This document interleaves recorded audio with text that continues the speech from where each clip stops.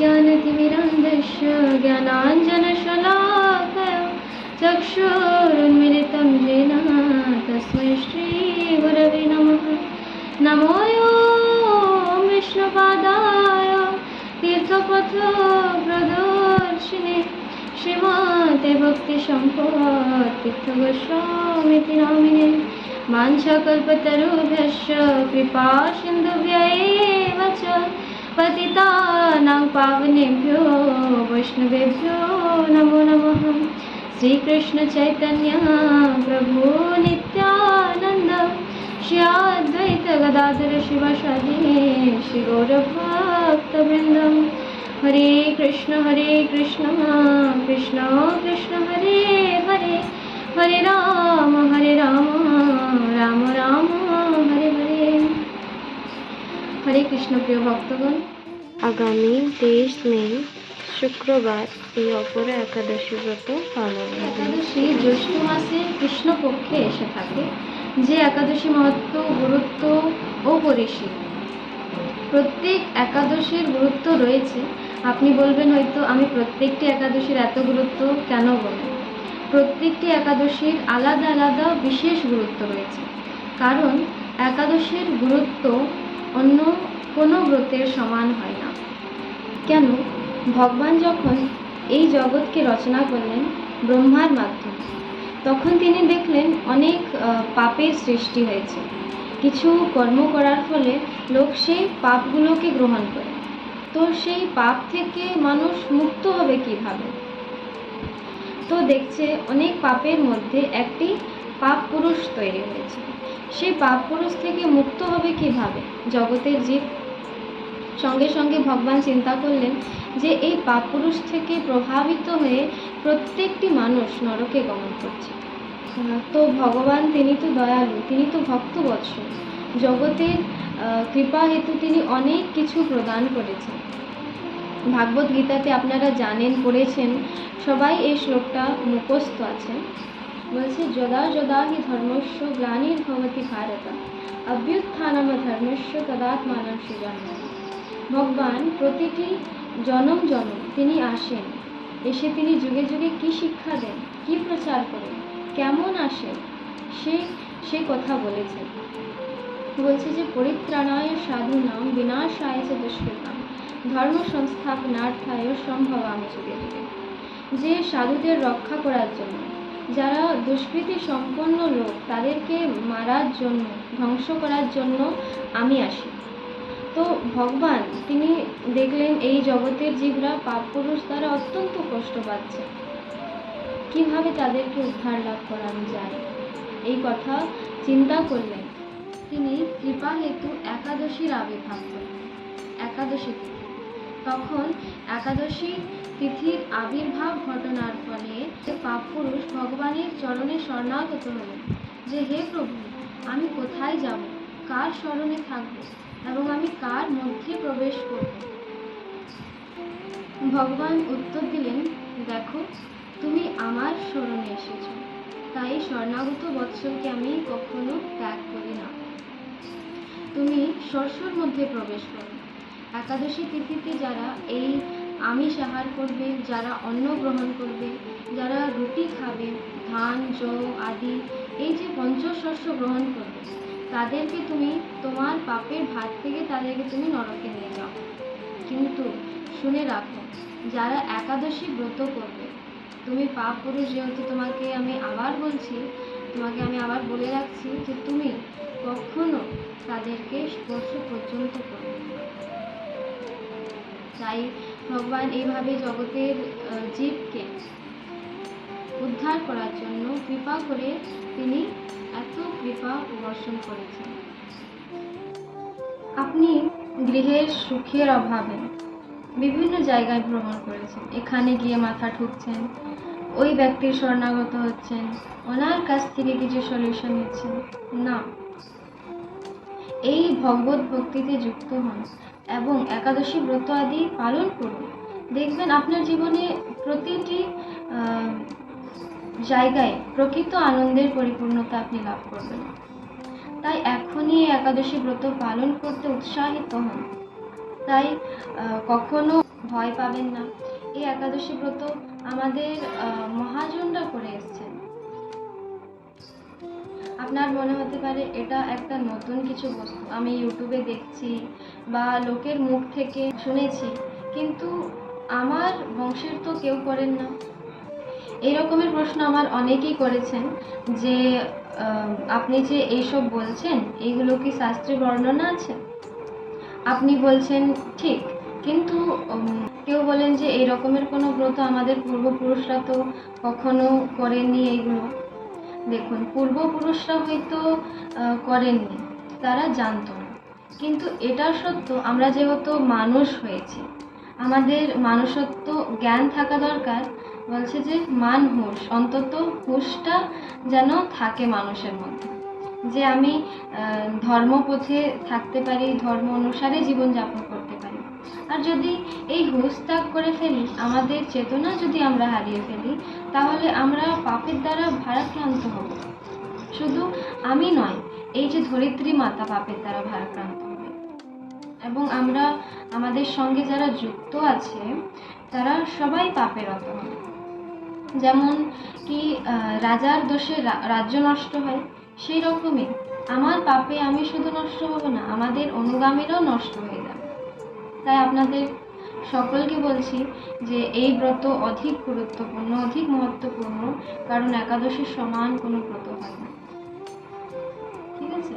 তাই বলছি যে প্রতি মাসে একটা কৃষ্ণপক্ষের একাদশী আসে এবং একটা শুক্লপক্ষের একাদশী আসে। এই যে একাদশী, সেটা হচ্ছে আমাদের কি জ্যৈষ্ঠ মাসে কৃষ্ণপক্ষে একাদশী, যার নাম অপরা একাদশী।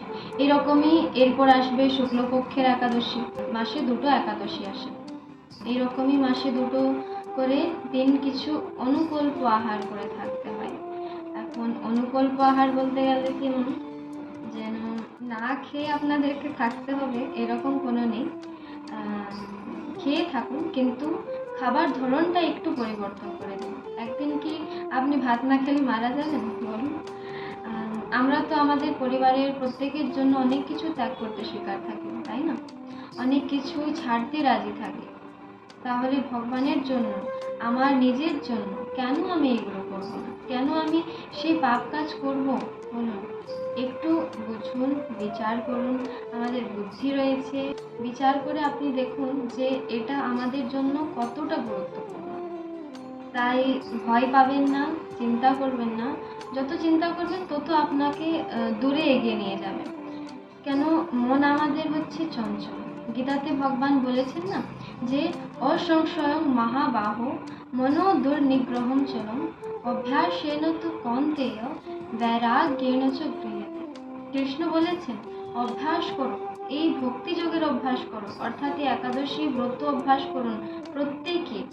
তাহলে এই অভ্যাসের মাধ্যমে এমন একটা সময় আসবে, এই একাদশী করতে আপনাদেরকে ভয় করতে হবে না। আপনার নিজের থেকে উৎসাহিত হবেন যে আমাদেরকে একাদশী করতে হবে, ভগবানের জন্য আমাদেরকে একাদশী করতে হবে, তাই না?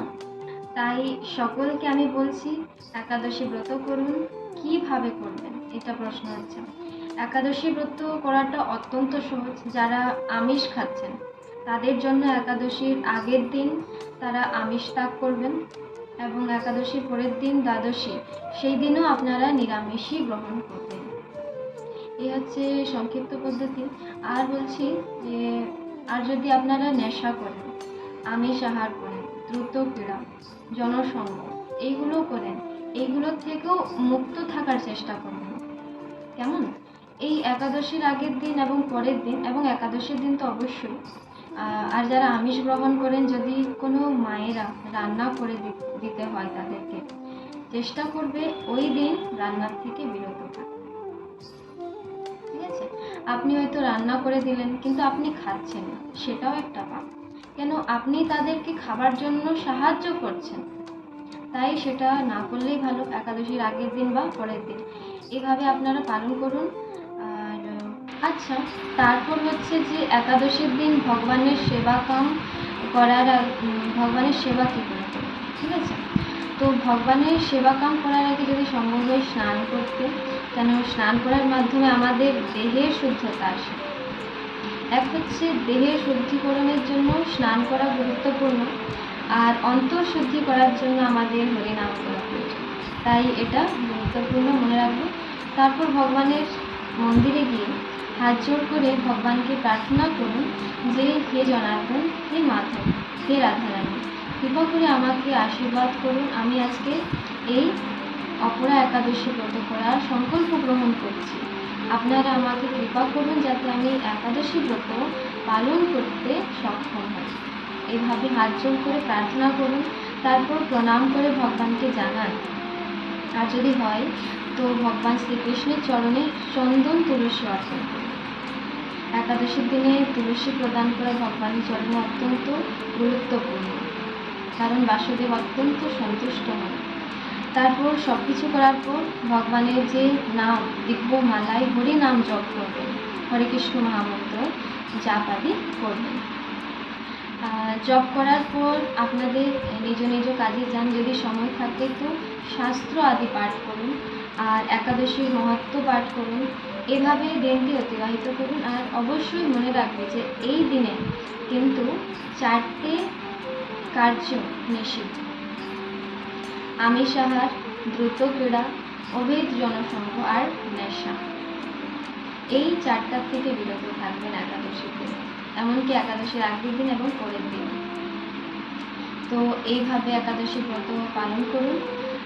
এবার আসুন আমরা একাদশীর মাহাত্ম্য কথা শ্রবণ করি।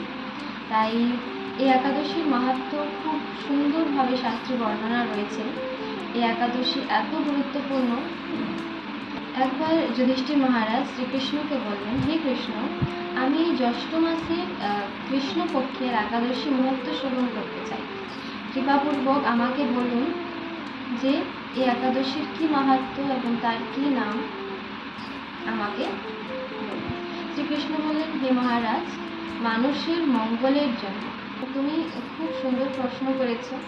আর বললেন, বহু পাপ বিনাশকারী এবং পূর্ণ ফল প্রদানকারী এই একাদশীর নাম হচ্ছে অপরা একাদশী, যেটা জ্যৈষ্ঠ মাসের কৃষ্ণপক্ষীয় একাদশী নামে, অপরা একাদশী নামে প্রসিদ্ধ।